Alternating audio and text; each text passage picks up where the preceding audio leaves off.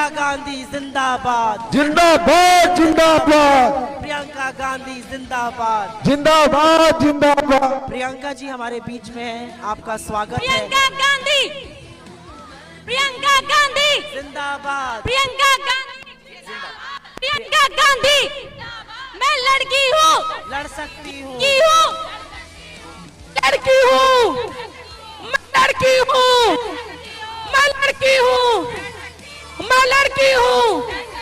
प्रियंका गांधी जिंदाबाद, प्रियंका गांधी जिंदाबाद। प्रियंका धन्यवाद। गांधी जिंदाबाद। मैं लड़की हूँ, लड़ सकती हूँ, लड़की हूँ, लड़की हूँ, लड़ सकती हूँ, लड़की हूँ, लड़ सकती हूँ। आप लोग मेरे साथ ये नारा लगाइए जोर से प्रियंका गांधी जी के स्वागत में। मैं लड़की हूँ, लड़ सकती हूँ, लड़की हूँ, लड़ सकती हूँ, लड़की हूँ, लड़ सकती हूँ, लड़की हूँ। लड़ सकती हूँ। आप सबका बहुत धन्यवाद। प्लीज हाथ जोड़ के आपसे अनुरोध है, व्यवस्था को बनाए रखिए। ये एक बहुत अभूतपूर्व कार्यक्रम है। पहली बार प्रियंका जी डायरेक्ट महिलाओं से संवाद करने जा रही हैं। उन्होंने एक क्रांतिकारी नारा इस देश की बेटियों को दिया है, लड़की हूँ लड़ सकती हूँ का, और उसके बाद वो आपसे रूबरू हो रही हैं, आपसे डायरेक्ट संवाद स्थापित कर रही हैं। मैं स्वागत के लिए पहले जिला अध्यक्ष गुलाबी गैंग की जिला अध्यक्ष श्रीमती पुष्पा सिंह जी को आमंत्रित करती हूँ, वो स्टेज पर आए और मैम का स्वागत करें। गुलाबी गैंग की जिला अध्यक्ष श्रीमती पुष्पा सिंह जी, गुलाबी गैंग की जिला अध्यक्ष श्रीमती पुष्पा सिंह जी। इसी के साथ मैं आशा बहू की समूह, आशा बहू की समूह की अध्यक्ष गीता मिश्रा जी से अनुरोध करती हूँ कि वो स्टेज पर आकर मैम का स्वागत करें।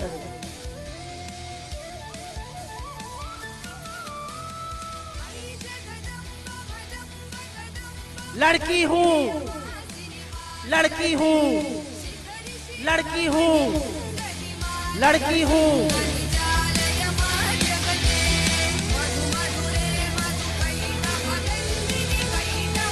लड़की हूँ लड़ सकती हूँ, लड़की हूँ लड़ सकती हूँ। एक क्रांतिकारी, एक सशक्त नारा ऐसा है जो प्रियंका दीदी ने हम सब लड़कियों को इस पूरे देश में दिया है। आज आप जो यहाँ पर आई हैं, आप युवा हैं, आप में से कुछ छात्राएं हैं, आप में से कुछ कामकाजी महिलाएं हैं, कुछ बुजुर्ग हैं, कुछ घर चलाती हैं, लेकिन हम सब में एक चीज की समानता है। हम सब लड़कियां हैं, औरतें हैं, महिलाएं हैं और अपने हक के लिए आज लड़ने को तैयार हैं। आज जो लाइन कभी लिखी जाती थी और कही जाती थी देश की औरतों के बारे में, देश की औरतों के बारे में कहा जाता था, आंचल में दूध आंखों में पानी, नारी तेरी यही कहानी। उसी असलियत को बदलने के लिए, उस असलियत को खत्म करने के लिए आज प्रियंका जी ने यह सशक्त नारा दिया है। आज ये भारत की बुलंद तस्वीर है कि महिलाओं के खिलाफ अगर अत्याचार होता है तो वो सिसक के उसको सहना नहीं चाहती हैं, वो लड़ना चाहती हैं। और आज अगर आप लड़ने को तैयार हैं तो आपको प्रियंका गांधी जी का नेतृत्व है, वो आपसे, आपके बीच में संवाद करके, आपकी बातें सुनकर, आपकी समस्याएं सुनकर, आपके सुझाव सुनकर, आपके अनुभव सुनकर, आपके अनुभव सुनकर, वो सारी बातें सुनकर उन्होंने एक बहुत बड़ा कदम उठाया है राजनीति में। उन्होंने एक अलग से औरतों के लिए, महिलाओं के लिए एक घोषणा पत्र बनाया है। मेरा करबद्ध अनुरोध है, जो लोग यहाँ पर मेरे बाएं पर खड़े हैं वो कृपया बैठ जाएं, मीडिया को अपना काम करने दें। पीछे वालों को दिखना मुश्किल हो रहा है, खासतौर से जो आदमी लोग यहाँ पे खड़े हैं, पुरुष वर्ग से मेरा करबद्ध अनुरोध है, आप लोग प्लीज अपनी सीट्स लें। और यहाँ आगे भी जो पुरुष खड़े हैं वो बैठ जाएं, जिससे हमारे यहाँ पर आई महिलाओं को, लड़कियों को, बेटियों को प्रियंका जी दिखें, उनसे डायरेक्ट बातचीत हो सके। मीडिया को कृपया डिस्टर्ब ना करें, उनको अपना काम करने दें। प्रियंका जी ने राजनीति में एक बहुत बड़ी क्रांति लाई जब उन्होंने एक अलग से महिला घोषणा पत्र को जारी किया। उस घोषणा पत्र में ऐसी कोई महिला हमारे देश की नहीं है जिसके लिए कुछ ना कुछ होना। वो इसके बारे में आपसे विस्तृत बात करेंगी। छात्राएं, युवतियां, कामकाज करने वाली महिलाएं, खेतीहर मजदूर औरतों के लिए भी उन्होंने सोच समझकर इस घोषणा पत्र में बहुत तरीके से बात रखी है। हम आशा करते हैं आपका सहयोग और साथ हमें मिलेगा, हम सत्ता में आएंगे और हम वो सारे वादे पूरा करेंगे जो प्रियंका जी ने आपसे किए हैं। मैं आग्रह करती हूं कि प्रियंका जी राष्ट्रीय महासचिव एआईसीसी की आपके सामने आए, इतना बुलंद नारा देने वाली हमारे सामने आए और आपसे उस घोषणा पत्र पे बात करें। लेकिन उसके पहले मैं चाहती हूं कि उन्होंने जो लड़की हूं लड़ सकती हूं का एंथम सॉन्ग जो रिलीज किया है, जो एक नारा है जो देश में गूंज रहा है, जो स्तुति है लड़कियों की, वो एक बार पुनः चलाया जाए। लड़की हूं लड़ सकती हूं, चला सकती हूं, सरहद पे भी लड़ सकती हूं।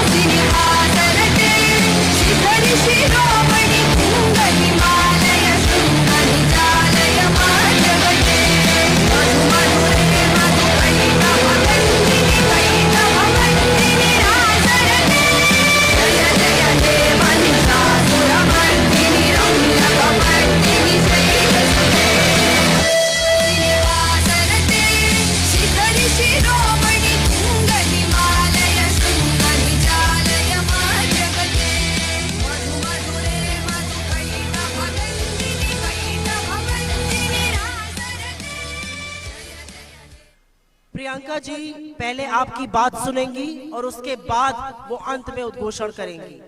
आप सबकी जानकारी के लिए ये बात आज यहाँ पर आई हुई हर लड़की को पता है, देश की हर लड़की को पता है और शायद उत्तर प्रदेश से बाहर थोड़ी सबको जलन भी हो रही है कि प्रियंका जी उत्तर प्रदेश की लड़कियों के लिए अगर इतना कुछ कर रही हैं और अगर हमारी सरकार दिल्ली में बनेगी तो हम लोग कितना कुछ कर पाएंगे।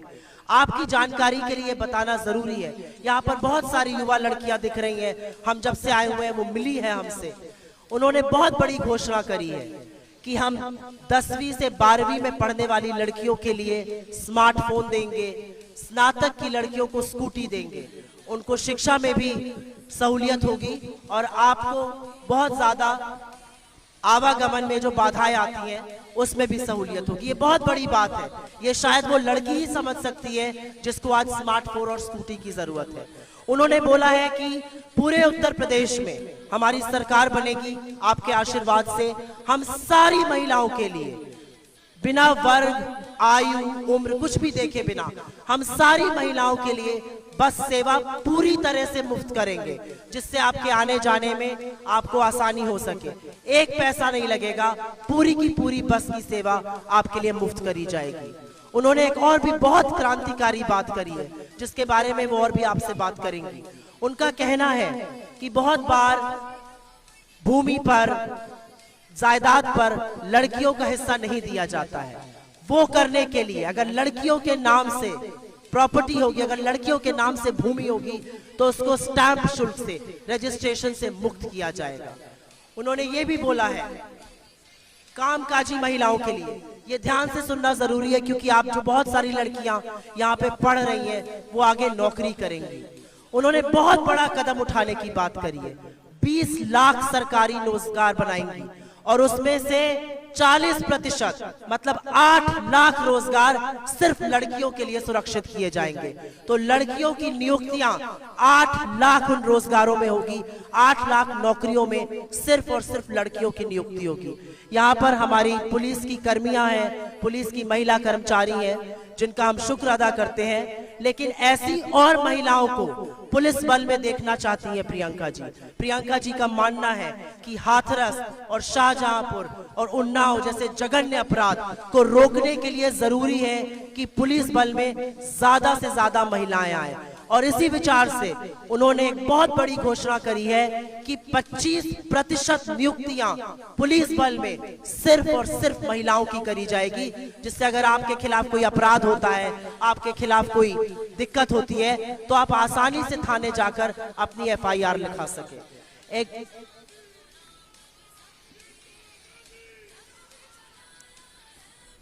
आप सब लोग यहाँ पे शांत रहिए और बैठ जाइए जिससे पीछे के लोगों को दिखे। आप सबसे अनुरोध है, आप सब लोग बैठ जाइए जिससे पीछे के लोगों को दिखे। एक बहुत बड़ी घोषणा उन्होंने और भी करी है और खास तौर से उत्तर प्रदेश में ये बात करनी जरूरी है। उत्तर प्रदेश में आज जो अपराध होता है और अगर आपके जैसी कोई लड़की, कोई महिला, कोई औरत थाने जाती है तो कई बार उसकी FIR तक नहीं लिखी जाती है। और इसीलिए आप शांत रहें यहाँ पर और सब लोग बैठ जाइए।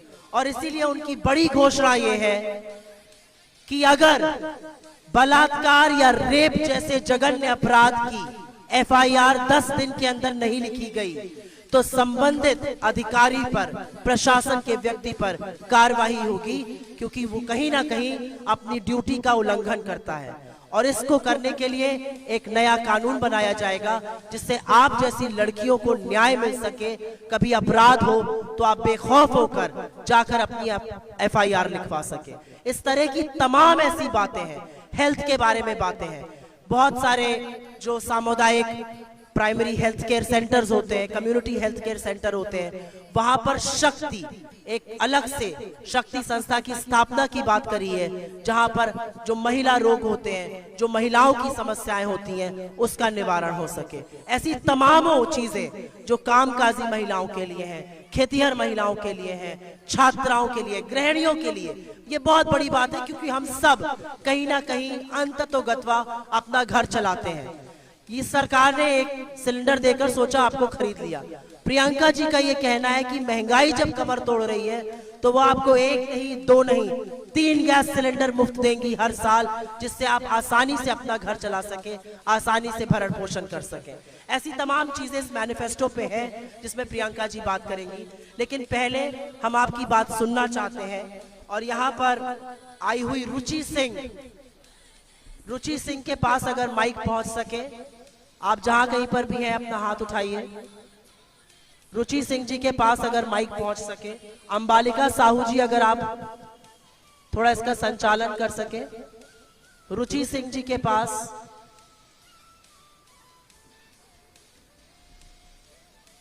रुचि सिंह जी के पास माइक पहुंचा। मैं जिसका नाम ले रही हूं अगर थोड़ा आगे आ जाए तो माइक पहुंचने में आसानी होगी। आप इधर आ जाइए जिससे मैम आपको देख भी सके। इनको आगे आने दीजिए। हेलो मैम, आप लोग प्लीज इधर रास्ता छोड़ दीजिए। जो मीडिया वाले हैं वो स्टेज पे खड़े हो जाइए, क्योंकि पीछे वाले जो है उनको दिक्कत हो रही है देखने में और वो सीट पे खड़े हो रहे हैं, जिससे कि उससे पीछे वालों को प्रॉब्लम हो रही है। आपसे रिक्वेस्ट कर रहे हैं, हाथ जोड़ रहे हैं, प्लीज हट जाइए यहाँ से प्लीज। जो मीडिया वाले हैं वो अपने स्टेज पे काम कर सकते हैं, प्लीज हट जाइए। डीसीसी के हमारे बंधु जो मेरे बाएं हाथ पे खड़े हुए हैं, आप लोग प्लीज बैठ जाइए। ये लड़कियों का संवाद है, आज उनकी बात सुनने के लिए, उनसे बात करने के लिए दीदी हमारे बीच में आई है। ये बाएं पर जितने भी लोग खड़े हैं प्लीज बैठ जाइए। अभय जी, आपके आसपास जो डीसीसी के लोग खड़े हैं इनको बैठने का कष्ट करिए। रुचि जी, आप अपनी बात कहिए।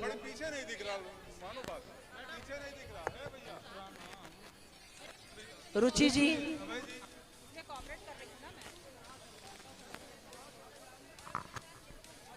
रुचि जी, मैम आपकी बात सुन रही हैं, आप अपनी बात कहनी शुरू करिए। हेलो मैम, बोलूं? जी हाँ, शुरू करिए। मैम, आपने जो नारा बनाया है, लड़की हूँ लड़ सकती हूँ, ये हमें बहुत ज्यादा हिम्मत दे रहा है और बहुत ज्यादा मतलब मैं लड़कियों को उत्साहित करना चाहती हूँ कि मैं लड़की हूँ लड़ सकती हूँ। मैं आजकल गांव में भी ये देखती हूँ कि लड़कियों के ऊपर आज भी अत्याचार हो रहे हैं। क्या मैं उसे रोक सकती हूँ? लड़की होने का मतलब लड़की की हिम्मत भी होनी चाहिए लड़ने की। मैं आज जैसे अपने घर से निकलती हूँ तो मेरे घर वाले तो नहीं, लेकिन मेरे जो बाहर वाले हैं वो मुझे रोकते हैं। वो मेरे पेरेंट्स से बोलते हैं कि बच्ची को इतना आगे मत बढ़ाओ, नहीं बाद में दिक्कत होगी, वो वगैरह वगैरह, मतलब बहुत कुछ कहते हैं। तो मैं उनसे ये कहना चाहती हूँ कि अगर मैं लड़की हूँ तो क्या मैं लड़के के जैसे नहीं बन सकती? मैं बिल्कुल लड़के के जैसे बन सकती हूँ। मुझे सिर्फ हिम्मत चाहिए और पेरेंट्स का चाहिए। मैं आज जो कुछ भी हूँ, मैं इस जगह पे खड़ी हूँ, अपनी सिर्फ माँ की वजह से खड़ी हूँ। मैं अपनी माँ को दिल से शुक्रिया करना चाहती हूँ, क्योंकि उन्होंने आज मुझे इस मुकाम पे खड़ा किया है और मुझे आगे बढ़ने की हिम्मत भी दी है। मैंने जब हाई स्कूल किया तो मेरे घर वालों ने, मेरे पेरेंट्स ने, मेरी माँ ने तो पढ़ाना चाहा, लेकिन मेरे जो घर थे उन्होंने बोला कि तुम्हें आगे नहीं पढ़ना है, तुम्हें पढ़ना नहीं है। मेरी हिम्मत मुझे मतलब पढ़ने का साहस दे रही थी, लेकिन मेरे घर वाले नहीं चाहते थे। मैंने अपनी मम्मा से कहा, उन्होंने मुझे बात करके उन्होंने मुझे आगे बढ़ाया। मैं आगे बढ़ी और आज इस जगह पे खड़ी हूँ। मुझे अपने आप पे बहुत गर्व फील हो रहा है, अपनी माँ पे गर्व फील हो रहा है कि अपनी माँ की वजह से मैं यहाँ खड़ी हूँ। रुचि जी की माँ के लिए एक जोरदार आप लोग इनका स्वागत करिए। और मुझे, रुचि जी आप क्या कर रही हैं और आगे क्या करना चाहती हैं? मैं पॉलिटेक्निक की स्टूडेंट हूँ और मैं आगे इंजीनियर बनना चाहती हूँ। बहुत अच्छा, धन्यवाद रुचि जी। रुचि जी ने शायद ऐसी बात कही है यहाँ पर जो बहुत सारे लड़कियों के मन की बात है। हम पढ़ना चाहते हैं, हम आगे बढ़ना चाहते हैं और कहीं ना कहीं हमें पीछे खसीटा जाता है। इसीलिए आज जरूरत है प्रियंका गांधी जी जैसे नेतृत्व की, जो लड़कियों की बात करें, जो महिलाओं की बात करें। यहाँ पर अभी थोड़ी देर पहले मुझसे एक लड़की मिली थी और वो जरूर प्रियंका जी के सामने बात करना चाहती है। अंजलि रावत जी, अगर आप आगे आ जाइए जिससे कि दीदी आपको देख भी सके। अंजलि रावत जी। अंजलि रावत, आप हैं? मैं नूर हूँ। अंजलि रावत। या देखो अंबालिका जी, अंजलि जी आप स्टेज पे आ जाइए। अंजलि रावत कहाँ है? रुचि जी आप भी स्टेज पे आ जाइए। Yes ma'am. अंजलि जी को भी स्टेज पे भेजिए।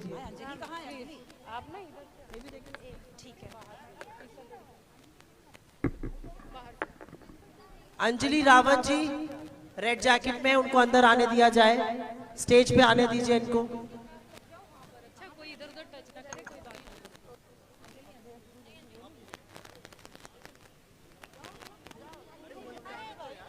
अंजलि रावत जी को आने दीजिए।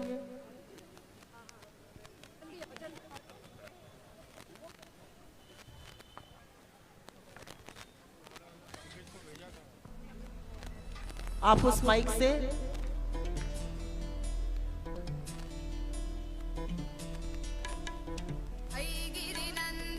अंजलि रावत जी आप उस माइक पे आइए।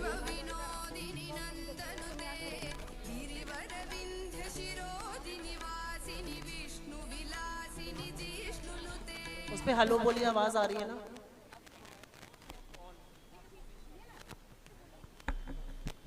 हेलो। आप पहले अपना थोड़ा सा परिचय दीजिए मैम को, और आप क्या कर रही हैं और उसके बाद जो बात कहनी चाहती है वो करिए। मैम हम यहाँ खीरो ब्लॉक से आए हैं, हमारा गांव है खांडेपुर। फिलहाल मैम हम ग्रेजुएशन कर रहे हैं और हम आगे फोर्स की तैयारी, मतलब अपनी हाइट और उसकी वजह से हम सोच रहे हैं फोर्स की तैयारी करें आगे, जिससे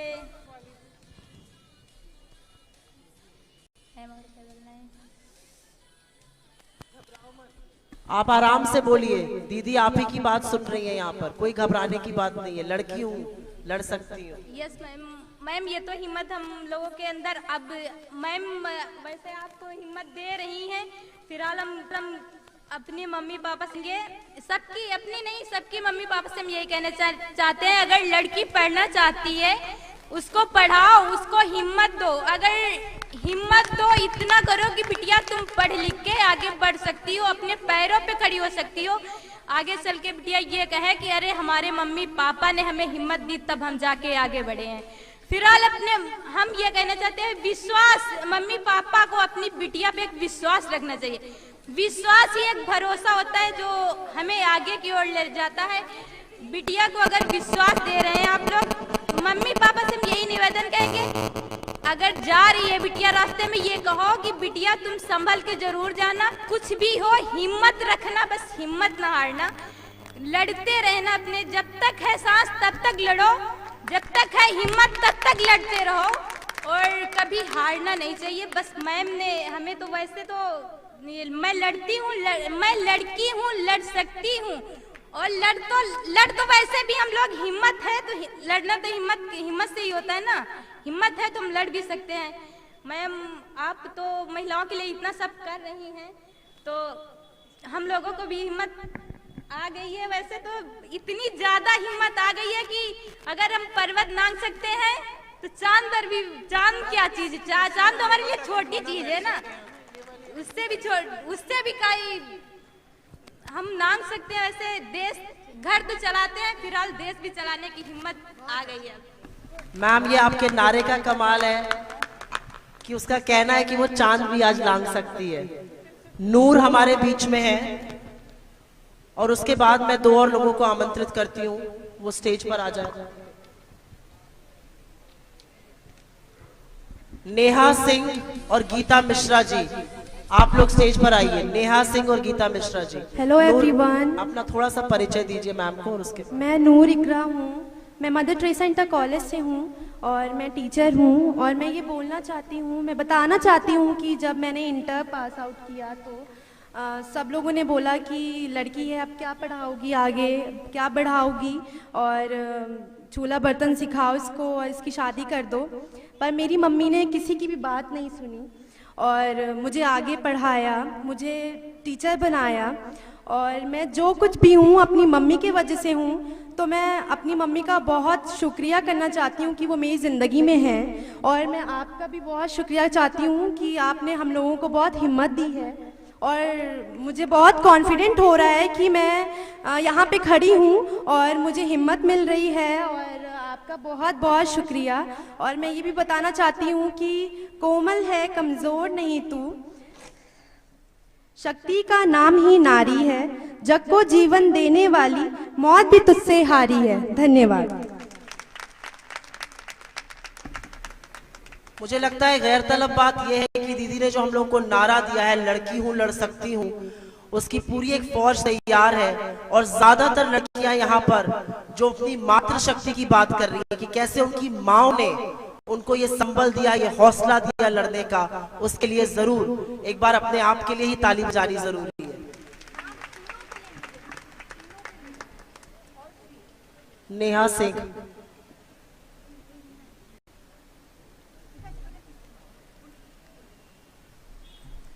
Hello everyone, respected Priyanka Gandhi ji ma'am and all our chief guests, our journalist and our police team who is always available for us.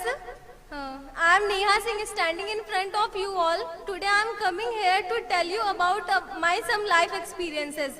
सबसे पहले मैं बोलना चाहूँगी कि हमारे देश के 2 पंख होते हैं, एक स्त्री और दूसरा पुरुष। एक पंख से हमारा देश कभी उन्नति नहीं कर सकता। हमारे देश की उन्नति के लिए दोनों पंखों में उड़ान भरना जरूरी है। मैं कहना चाहूंगी कि हमारी जो सोसाइटी है, हमारी फैमिली, वो हमेशा ये कहती है कि हमारा बेटा लायक हो जाए या फिर सेटल हो जाए, बट कोई ये नहीं कहता कि हमारी बेटी भी सेटल हो जाए। हाँ, उसे शिक्षित तो करते हैं पर कभी आगे बढ़ने के लिए कोई मोटिवेट नहीं करता है। हमारी फैमिली हमेशा यही कहती है कि हमारा बेटा सेटल हो जाए, वो अपनी लाइफ में कुछ करे, बट वो यही चाहती है कि हमारी बेटी पढ़ लिख ले, उसकी अच्छी जगह शादी हो जाए। हमें पढ़ाया इसलिए जाता है ताकि हमारी अच्छी जगह शादी हो, ना कि हम अपने लिए कुछ कर पाए लाइफ में। दूसरी चीज हम ये बोलना चाहेंगे कि अगर हम लेट तक वर्क करते हैं या फिर हम अपनी लाइफ में कुछ अच्छा कर रहे हैं तो हमें ये बोला जाता है कि मतलब हमें ये नहीं कहा जाएगा कि हमें कोई सपोर्ट मिल रहा है या फिर लड़की बहुत हार्ड वर्क कर रही है, बहुत अच्छा कर रही। हमें लोग ये बोलते हैं कि लड़की आवारा हो गई, वो इधर उधर घूम रही, ऐसे टोंट हमें हमेशा कहा जाता है। तो ये हमें खुद में चेंज लाने की जरूरत है। कोई हमारे लिए लड़ने नहीं आएगा, हमें खुद के लिए लड़ना होगा। मैं आज जो भी यहाँ भी हूँ, हाँ मेरी मम्मी ने मुझे शिक्षित किया, बट कोई हमें मोटिवेट नहीं करेगा कि हाँ जाओ तुम यहाँ जॉब करो या अपने लिए कुछ करो। ये चीज हमें खुद के लिए करनी होगी, कोई हमें करने नहीं आएगा। ना ही हमारी फैमिली सपोर्ट करेगी, ना ही कोई लीडर सपोर्ट करेगा, ना ही कोई रहेगा तो हमारे साथ सिर्फ हमारा भगवान। तो इसलिए हमें खुद के लिए लड़ना होगा। हाँ, अगर हम कुछ कर रहे हैं तो हमारी फैमिली प्राउड जरूर फील करेगी। तो कोई हमारे लिए खड़ा नहीं होना, हमें खुद के लिए लड़ना है। महात्मा गांधी जी कहते थे कि एक नारी के शिक्षित होने से 2 परिवार शिक्षित होते हैं, पर मैं ये कहती हूँ कि एक नारी के शिक्षित होने से हमारी 2 पीढ़ियां शिक्षित होती हैं। दूसरी चीज मैं ये बोलना चाहूंगी नारी कभी हारती नहीं है, जबकि उसे लोग ये बोलते हैं बचपन से उसे ये बोलकर डराया जाता है कि बचपन से ये हमेशा लोग बोलते हैं कि ना तुम, हाँ, लोग क्या कहेंगे, ऐसे वर्ड्स हमें बोले जाते हैं कि लोग क्या कहेंगे, यहाँ मत जाओ, ये मत करो, वो मत करो, तो उसे हमेशा से यही डराया जाता है। जबकि हम लोग बहुत कुछ कर सकते हैं अपनी लाइफ में, इसलिए हमें खुद पे कॉन्फिडेंट होना पड़ेगा। मैं सारी लड़कियों को ये कहना चाहती हूँ, हमें खुद पे भरोसा करना होगा, हमें खुद कॉन्फिडेंट बनना, हमारे लिए कोई लड़ने नहीं आएगा। हाँ, हमें हमारे पॉलिटिशियन, हमारे लीडर्स हमें सुविधा दे सकते हैं कि हाँ स्कूटी दिला सकते हैं, हमारे लिए मोबाइल फोन दे सकते हैं, जिससे हमें हमारी चीजें बहुत आसानी से मिल सकती हैं। हाँ, हमारे पास फोन होने से हम अपनी पढ़ाई ना ही बिना कोचिंग जाके हम घर पे पढ़ सकते हैं। स्कूटी होने से हमारे भाई को हमें छोड़ने नहीं जाना पड़ेगा, हम खुद कहीं भी जा सकते हैं। पर ये चीज हमें खुद करनी पड़ेगी। हाँ, हमारे पॉलिटिशियन हमें सपोर्ट जरूर करेंगे, पर हमारे लिए हमें खुद खड़े होना पड़ेगा। हाँ, उनकी हेल्प से हम कुछ कर सकते हैं, बट हमारी फैमिली भी हमें शिक्षित बनाती है। बट जब तक हम खुद नहीं लड़ेंगे तो हम काबिल नहीं हो सकते। एक इंडिपेंडेंट लड़की वो फैमिली से शिक्षित जरूर होती है, फैमिली हमारा एडमिशन कराते हैं कॉलेज में, पर पढ़ना हमें खुद होगा, आगे हमें बढ़ना खुद होगा। एट लास्ट मैं प्रियंका गांधी जी के लिए कहना चाहूंगी, यकीन मानो ये कुछ बड़ा करके दिखाएंगी, यकीन मानो ये कुछ बड़ा करके दिखाएंगी जब कांग्रेस की कमान इनके हाथ में आएगी। Thank you.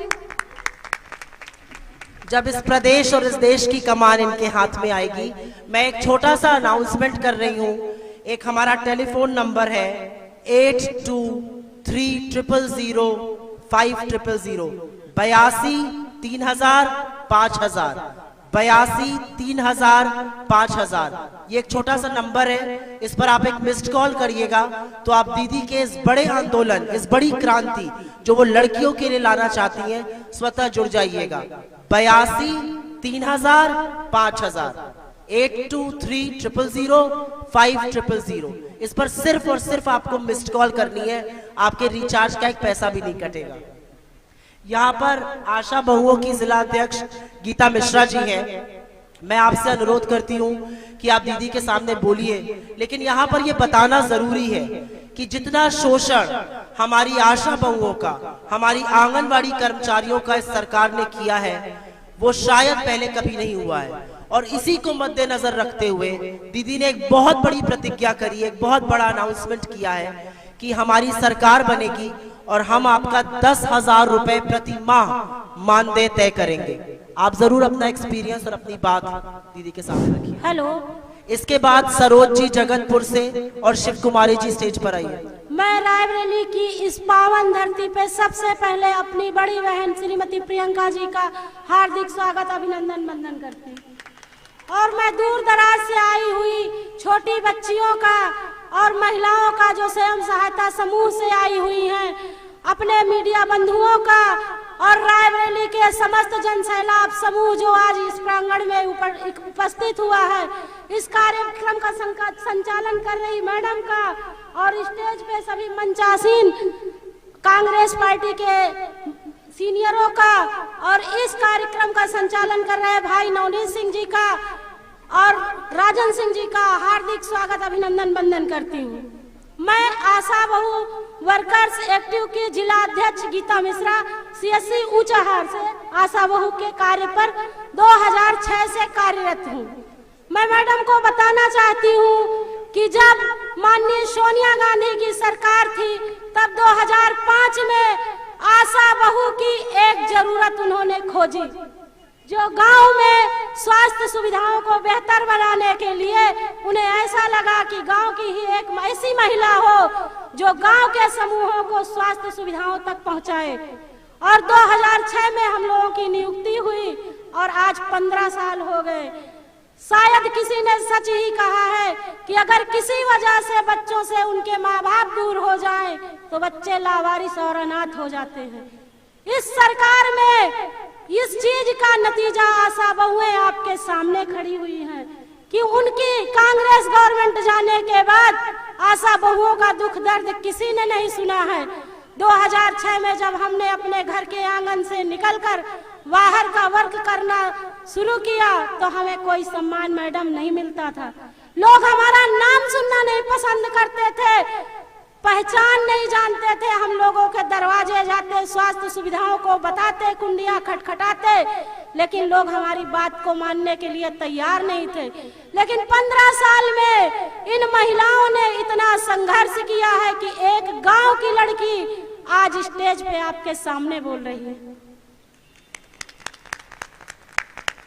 मैंने 15 साल में हमारी बहनों ने इतना संघर्ष किया है कि आज 1000 की आबादी एक आशा बहू देख रही है। और अगर 1000 की एरिया में किसी भी भाई को, किसी भी बहन को, किसी के बच्चे को कोई दिक्कत होती है तो वो तुरंत सबसे पहले आशा बहू को याद करता है। उसकी गांव की सबसे बड़ी डॉक्टर उसकी आशा बहू हो गई है। और ये किसी और की देन नहीं है, माननीय सोनिया गांधी जी की देन है। उन्होंने 2005 से लेकर आज तक सिर्फ और सिर्फ महिलाओं को बढ़ाने का काम किया है। प्रदेश में 10.5 लाख के ऊपर आशाओं की संख्या है जो लगातार निरंतर कार्य कर रही हैं। 2650 की संख्या रायबरेली में आपके है। और जो एक जीता जागता हुआ नारी सशक्तिकरण का इतिहास है, गौरव है। आशा बहुओं ने अपनी उपस्थिति कोरोना काल में भी बड़े अच्छे तरीके से दर्ज कराई। सरकार ने, स्वास्थ्य विभाग ने आशा बहुओं को रीढ़ की हड्डी कहा, लेकिन इस रीढ़ की हड्डी की नियुक्ति करने वाली सरकार जब चली गई तो वही यहाँ के आला अधिकारी रीढ़ की हड्डी को तोड़ने का काम लगातार कर रहे हैं। और मैं कहना चाहूंगी अपनी बड़ी बहन माननीय प्रियंका गांधी जी से कि अगर 2022 में उनकी सरकार बने तो हमारी आशा बहुओं के दुख दर्द को जरूर सुने।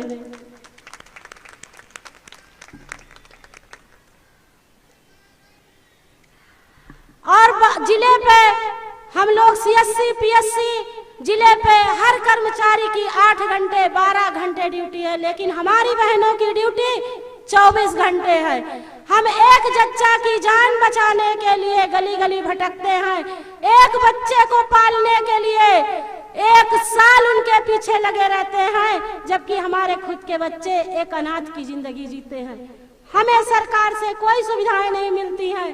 प्रधान राशन देने से इनकार करते हैं, कहते हैं तुम सरकारी कर्मचारी हो, लेकिन हम लोगों को कोई सम्मान नहीं मिल रहा है। इसीलिए आज हम इस मंच तक आए हैं अपनी बहन से मिलने, और उन्होंने इतनी लड़कियों का जनसैलाब इकट्ठा करके दिखा दिया है कि लड़की हूँ, लड़ सकती हूँ। और दूर दराज से आई हुई लड़कियों के लिए मैं 2 शब्द कहना चाहूंगी। 2 लाइनों में कहना चाहूंगी। आंसू के एक बूंद सी होती है बेटियां, आंसू के एक बूंद सी होती है बेटियां। इस पर से खुरदरा हो तो रोती है बेटियां, इस पर से खुरदरा हो तो रोती है बेटियां, इस पर से खुरदरा हो तो रोती है बेटियां। आंसू के एक बूंद सी होती है बेटियां। रोशन करेगा बेटा तो बस एक ही कुल को, 2-2 कुलों की लाज को ढोती है बेटियां, 2-2 कुलों की लाज को ढोती है बेटियां। ममता की साक्षात निशानी है बेटियां, माँ बाप की आंखों का पानी है बेटियां, माँ बाप की आंखों का पानी है बेटियां। खुद कांटों की राहों पे चलते हुए देखो, औरों के लिए फूल बोती है बेटियां, औरों के लिए फूल बोती है बेटियां। कोई किसी से भी है कम नहीं यारा, हीरा अगर है बेटा मोती है बेटियां, हीरा अगर है बेटा मोती है बेटियां। आंसू के एक बूंद सी होती है बेटियां, इस पर से खुरदरा हो तो रोती है बेटियां। जय हिंद, जय भारत, जय हिंद। बहुत बहुत धन्यवाद गीता मिश्रा जी आपका। मैं आप सब लोगों से अनुरोध करती हूँ, क्योंकि आप सबके पास यहाँ पर फोन जरूर होगा, अपने अपने फोन निकालिए और उसमें ये नंबर डायल करिए। दिखाइए आपका किसके किसके पास मोबाइल फोन है। आप सब लोग मोबाइल फोन निकालिए अपने, जितनी लड़कियां यहाँ पर हैं, जितनी बेटियां हैं, महिलाएं हैं, और ये नंबर डायल करिए उसमें से 82 मतलब 82 3 बार 0 82 3 फिर 3 बार 0 फिर 5 और फिर 3 बार 0। ये नंबर स्टोर कर लीजिए। मैं फिर से रिपीट करती हूँ, अपने अपने फोन निकालकर 82 3 फिर 3 बार 0 फिर 5 फिर 3 बार 0। इस पर आप मिस्ड कॉल दीजिए और आप डायरेक्टली प्रियंका जी से इस पर कनेक्ट हो जाइएगा, इस बड़ी क्रांति से जुड़ जाइएगा।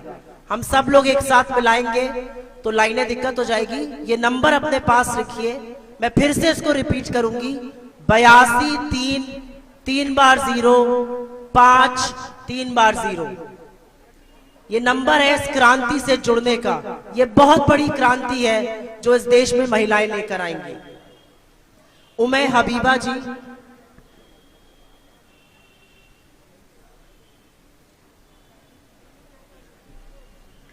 Good afternoon all of this.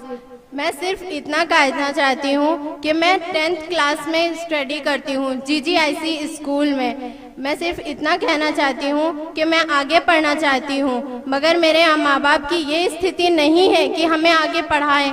हम इतना ही कहना चाहते हैं, प्रियंका गांधी प्लीज़ हमारी हेल्प करिए। हमें स्कूल से स्कॉलरशिप भी लेने में बहुत दिक्कतें आ रही हैं, हमें प्लीज़ हेल्प करिए। हम आगे पढ़ के कुछ बनना चाहते हैं, अपने पैर पे खड़े होना चाहते हैं और अपने माँ बाप का नाम रोशन करना चाहते हैं, ताकि उन्हें जो रोक रहे हैं उनको कहने का मौका मिले कि हमारी बेटी को आप लोग ही रोक रहे थे, मगर हमारी बेटी ने कर दिखाया। प्लीज़ प्रियंका गांधी हमारी हेल्प करिए। हमने बहुत उम्मीदें करके ये स्टेज पे खड़ी होने की हिम्मत जुटाई और आपसे ये रिक्वेस्ट करने की उम्मीद की।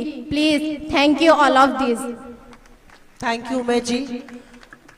मैम ने सिर्फ युवा लड़कियों के बारे में जो पढ़ती हैं, घर से बाहर जाती हैं, स्मार्टफोन की जिनको जरूरत है, स्कूटी की जिनको जरूरत है, नौकरियां जो करती हैं, सिर्फ उनके बारे में नहीं सोचा है।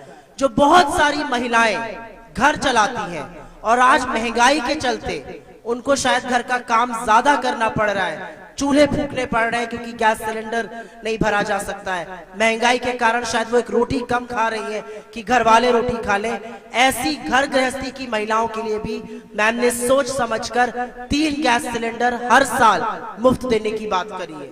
ये बताना जरूरी था क्योंकि कहीं ना कहीं ये हम सबको प्रभावित करता है। सरोज जी जगतपुर से आई थी। सावित्री पासी जी।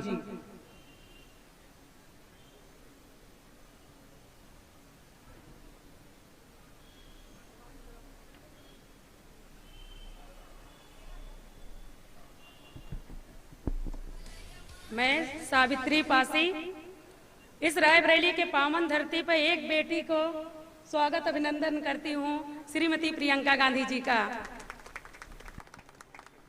और आज लड़की हूँ लड़ सकती हूँ, ये नारा जो दीदी ने लगाया है बहुत अच्छा लगा।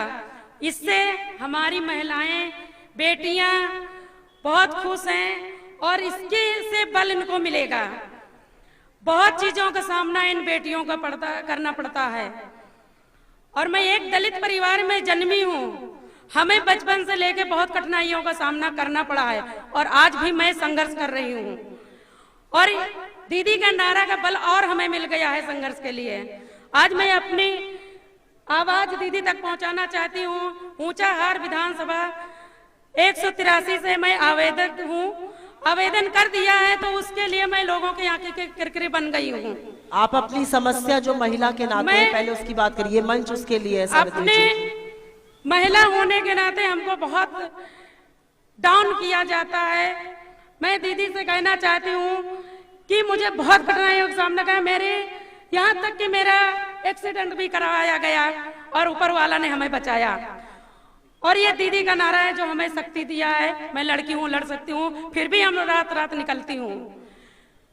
और हमारे परिवार में जो दलित परिवार में घटनाएं हो रही हैं, मैं दीदी का धन्यवाद देना चाहती हूँ इलाहाबाद में एक परिवार में 4 लोगों का हत्या किया गया। जो दीदी गई वहां परिवार का संतुलन दिया।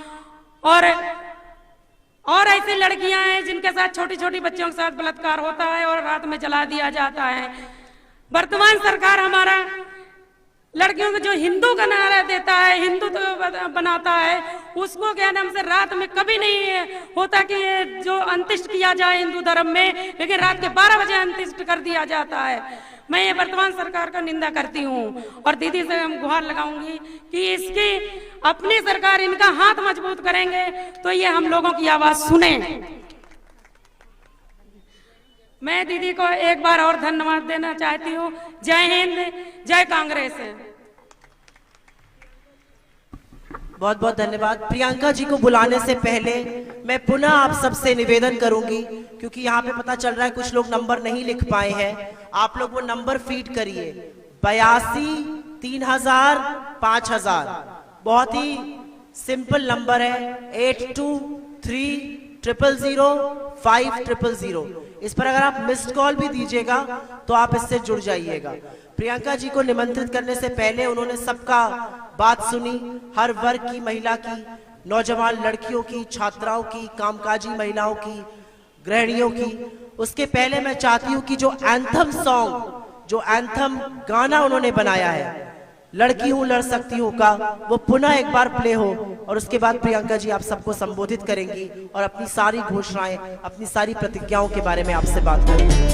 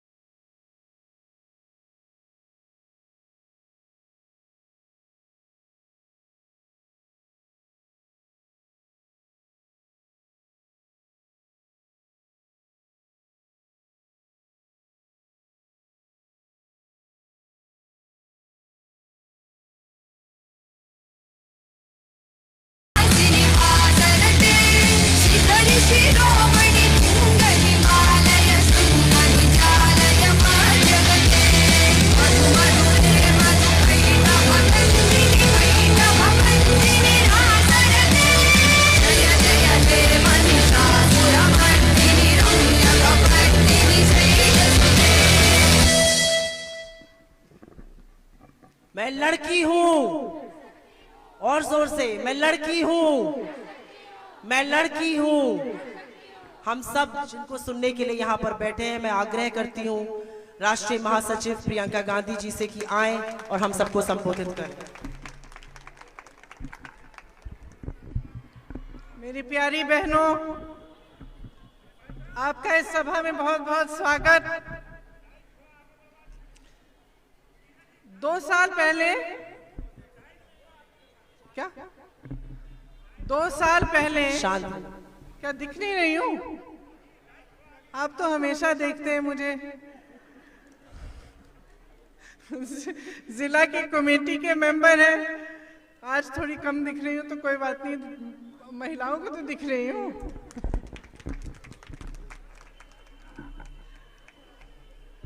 आज से 2 साल पहले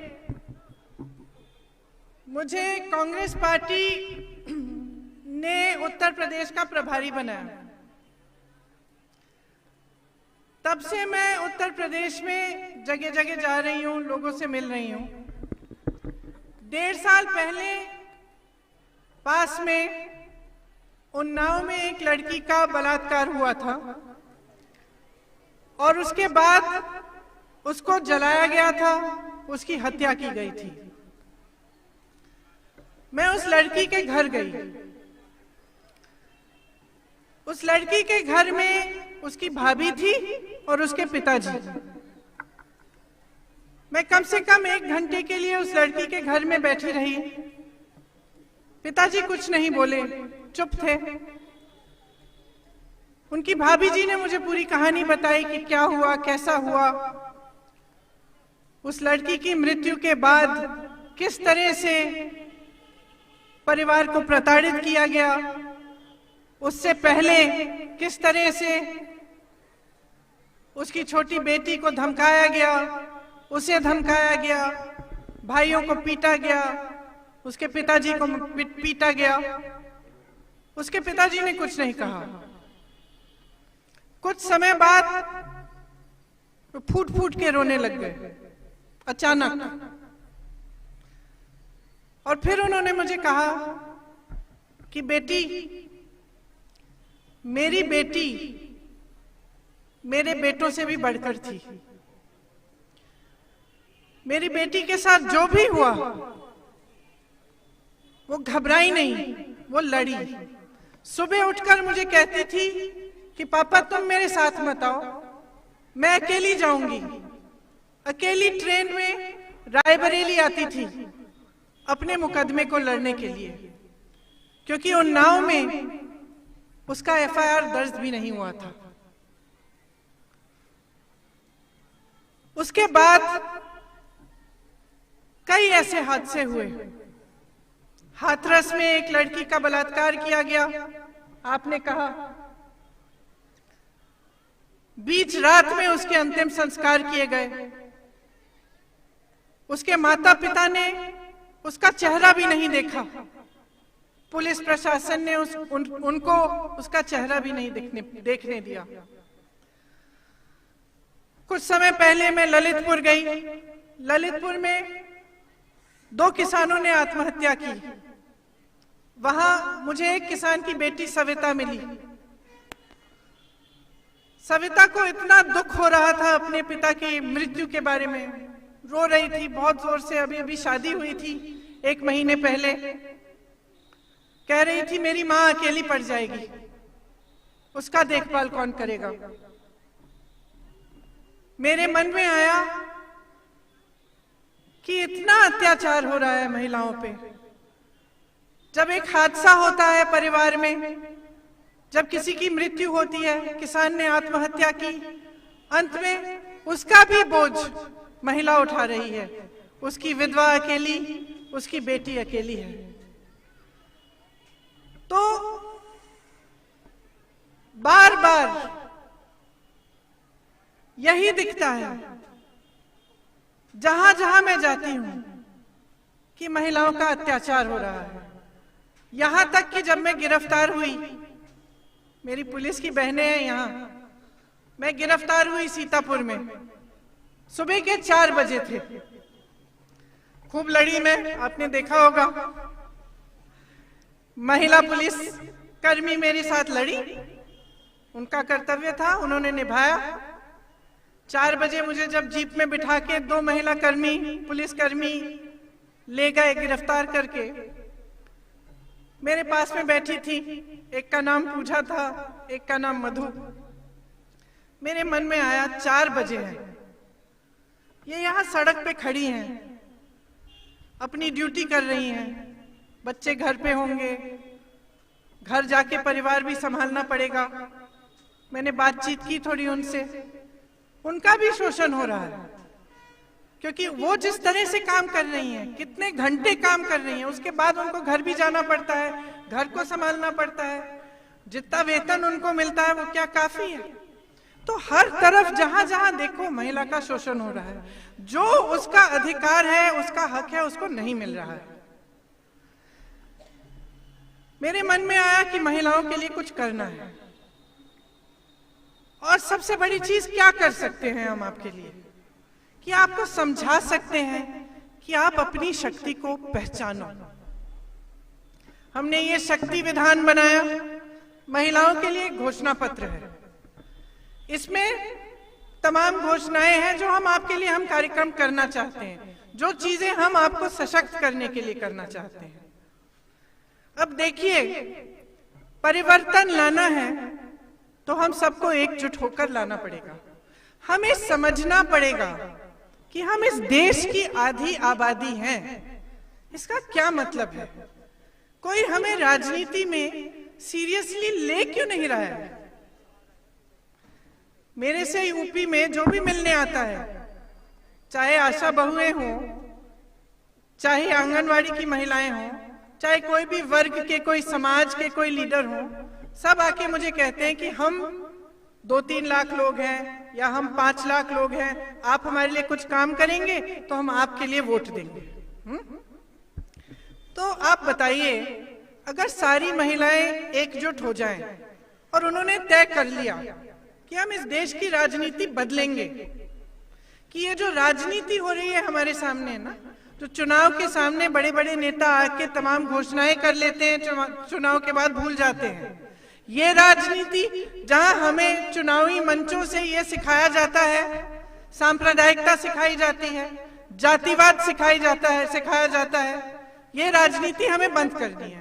हमें चाहिए अपने भविष्य की राजनीति, हमें चाहिए विकास की राजनीति। हम जानना चाहते हैं हमें तुम मजबूत कैसे बनाओगे, हमारे लिए क्या करोगे। अगर इस देश की सारी महिलाएं एकजुट होकर एक आवाज उठाएं कि हमें ऐसी राजनीति दो, नहीं तो हम तुम्हें वोट नहीं देंगे, तो बताओ, आप बताओ, कैसे नहीं बदलेगी इस देश की राजनीति? आप देखिए, हमने एक पहल की है। हमने कहा महिलाएं अपनी शक्ति पहचानो, एकजुट हो जाओ। एक नारा दिया आपको, लड़की हूं लड़ सकती हूं, ठीक है। एक घोषणा पत्र निकाला जिसमें सिर्फ महिलाओं के लिए हम क्या करना चाहते हैं वो लिखा। क्या हुआ? बाकी पार्टियों ने घोषणा शुरू कर दी। आपका आशा बहुओं का मानदेय बढ़ाया गया है कल परसों, अभी तक तो 5 सालों में नहीं किया था, अब क्यों कर रहे हैं? क्योंकि अब पहचान रहे हैं कि ये महिला जागरूक हो गई हैं, महिलाएं समझ रही हैं कि उनमें शक्ति है। परसों प्रधानमंत्री जी ऐसी पहली सभा करने जा रहे हैं जिसमें उन्होंने सिर्फ महिलाओं को बुलाया है। मैं तो बहुत खुश हूं, मैं तो बहुत खुश हूं। सारी पार्टियां अब महिलाओं के बारे में बात कर रही हैं। सारी पार्टियां कह रही हैं कि अरे अगर हमने महिलाओं के लिए कुछ नहीं किया तो ये तो हमें वोट ही नहीं देंगी। तो समझ रही हैं आप, एक छोटी सी पहल से, अभी तो परिवर्तन आया ही नहीं है, लेकिन इस छोटी सी पहल से जितनी भी राजनीतिक पार्टियां हैं सब उठ गई हैं, जाग गई हैं। सब कह रही हैं कि महिलाओं के लिए कुछ तो घोषणा करनी पड़ेगी, हमें छोटी छोटी घोषणाएं कर रही हैं। लेकिन एक मानसिकता होती है। आप सबने कहा, आपने कहा कि आप अगर इस मंच पे खड़ी हैं तो आपकी माता आपके लिए, आपकी माँ आपके लिए लड़ी, संघर्ष किया। कल मैं अमेठी में थी, मंच पे एक मेरी पुरानी सहेली आई, रमाकांति। रमाकांति को मैं 15 सालों से जानती हूँ। 15 साल पहले जब मेरे से पहली बार मिली, स्वयं सेवक समूह में वो शामिल हुई थी। उसने मुझे अपनी कहानी बताई। माँ बाप ने उसे पढ़ाया नहीं 6ठी क्लास से आगे। उसकी बेटी हुई, बहुत इच्छा थी कि बेटी को पढ़ाऊं, लेकिन क्या करे, परिवार वाले सहमत नहीं थे। तो जब सब खेतों में काम करने के लिए चले जाते थे तो रमाकांति साड़ी के फॉल को सीती थी और चुपचाप से जब कोई घर पे नहीं था तो जाकर एक दुकान में जहां पे साड़ी के फॉल बिकते थे वहां जाके वो बेचती थी। फिर जब पैसे इकट्ठे हो गए उसने सोचा मैं अपनी बेटी को पढ़ाऊंगी, तो चुपचाप से बेटी को स्कूल तब भेजना शुरू किया जब किसी को पता न चले कि बेटिया स्कूल जा रही है, और पहले ही वापस ले आती थी। पकड़ी गई, सबने डांटा, ससुर जी सासू जी ने डांटा कि ऐसे कैसे इसको तुम स्कूल भेज रही हो। तो रमाकांति ने कहा, उनसे एक सौदा किया कि मुझे इसको भेजने दो, इसकी पढ़ाई की फीस मैं भरूंगी। तो सब मान गए। तो रमाकांति जब मेरे से कल मिली, उसकी बेटी उसके साथ थी, कॉलेज पास कर लिया उसने, नौकरी ढूंढ रही है। तो माँ संघर्ष करती है, किस लिए? वो क्यों चाहती है कि अपनी उसकी बेटी अपने पैरों पे खड़ी हो? क्योंकि वो अपना संघर्ष अपनी बेटी को नहीं देना चाहती। वो ये नहीं चाहती कि उसकी बेटी का जीवन, पूरा जीवन संघर्ष में बीते। आपको कितनी बार कहा गया है, आप बताओ मुझे, कितनी बार आपको कहा गया है कि आप महिला हो, बेटी महिला हो, तुम में सहने की शक्ति है, सह लो। बताओ किस किस को बताया गया है? हाथ उठाओ, किस किस ने सुना है? ये सबने सुना है ना? आज यहां खड़े होके मैं कह रही हूं, आपको भगवान ने अपने पैरों पर खड़े होने की शक्ति दी है। उस शक्ति को पहचानो। सबसे बड़ी शक्ति क्या होती है लोकतंत्र में? वोट होता है, आप सबके पास है। सोच समझ के इस वोट को दो। आज से यह तय कर लो कि जो महिला को सशक्त करने का काम नहीं करेगा उसको वोट नहीं मिलेगा। इसका मतलब यह नहीं है कि एक शौचालय बना दिया, नहीं।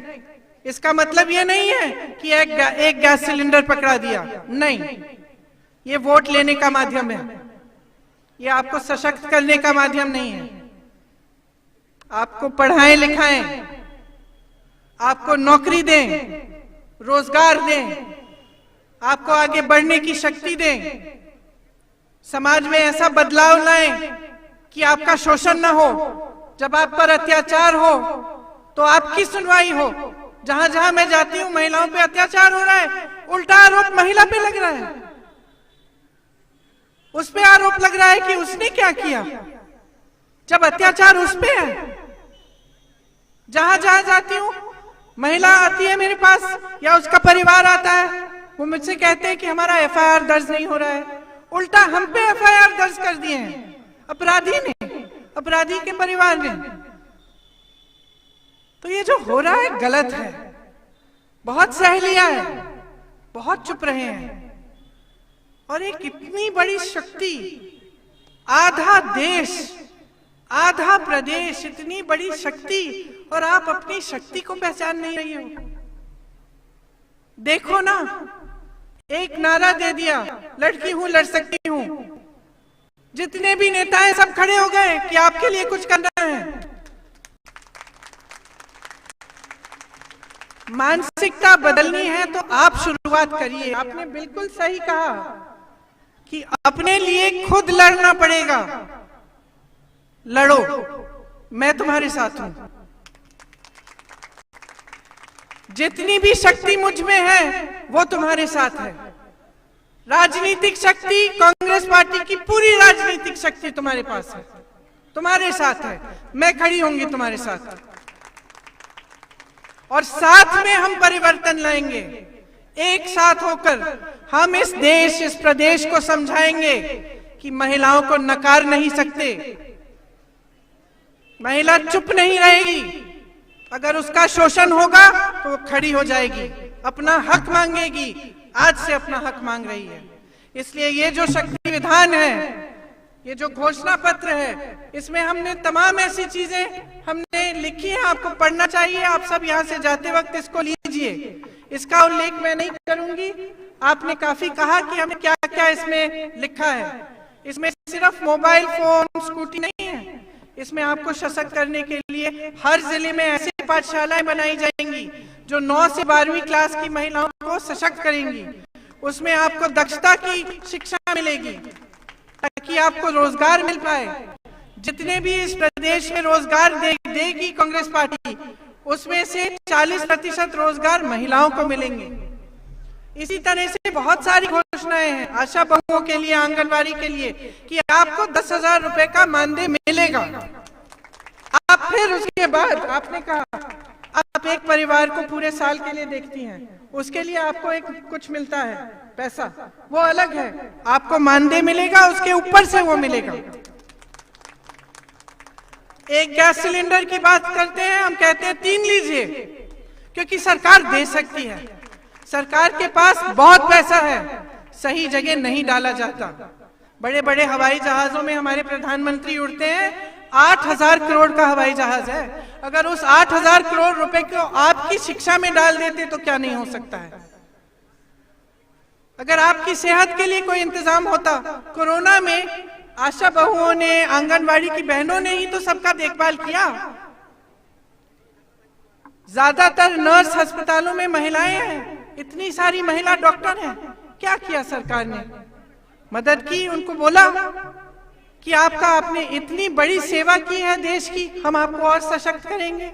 नहीं किया। इसीलिए बहुत ही जरूरी है कि आज आप अपनी शक्ति समझें। देखिए, आज आप अपने लिए लड़ना शुरू नहीं करेंगी तो कब करेंगी? मेरी इतनी नौजवान बहनें यहाँ पे, बच्चियां हैं स्कूल की, अपना भविष्य बनाना चाहती हैं, रोजगार चाहती हैं, अपने लिए लड़ना चाहती हैं। सरकार का काम है कि इनको सशक्त करे। सरकार का काम है कि आपको मौका मिले। तो मैं आपसे आग्रह करती हूं, आप हमें शक्ति दीजिए, हम आपको शक्ति देंगे। हम सब महिलाएं हैं, ठीक है, संघर्ष है हमारा जीवन, लेकिन हम लड़ना जानते हैं। और जब हम खड़े हो जाएंगे, एकजुट हो जाएंगे, तो कोई हमें रोक नहीं पाएगा। तो मेरे साथ कहिए एक बार, मैं लड़की हूं। और जोर से, मैं लड़की हूं, मैं लड़की हूं, मैं लड़की हूं। जय हिंद, धन्यवाद।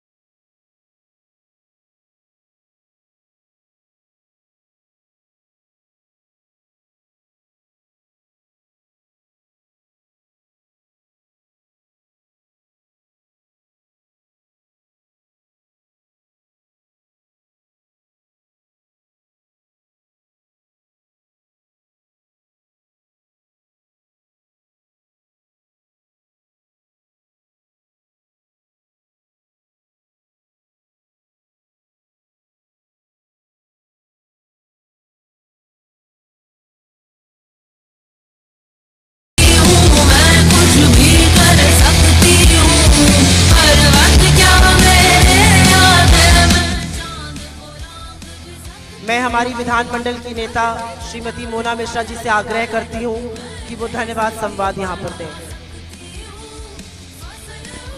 यहाँ कौन कौन लड़ने के लिए तैयार है? रायबरेली की आवाज पूरे देश में गूंजती है।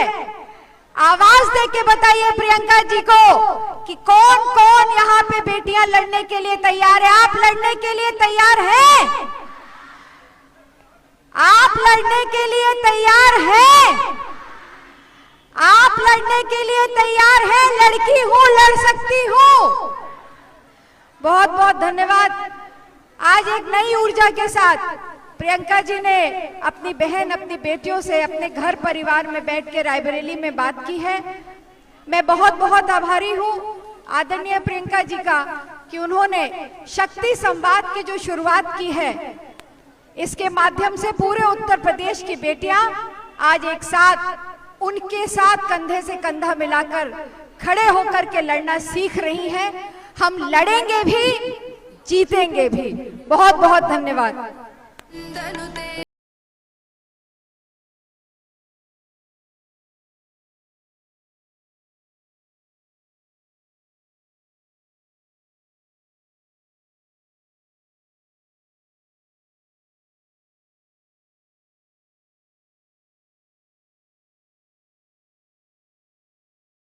कुट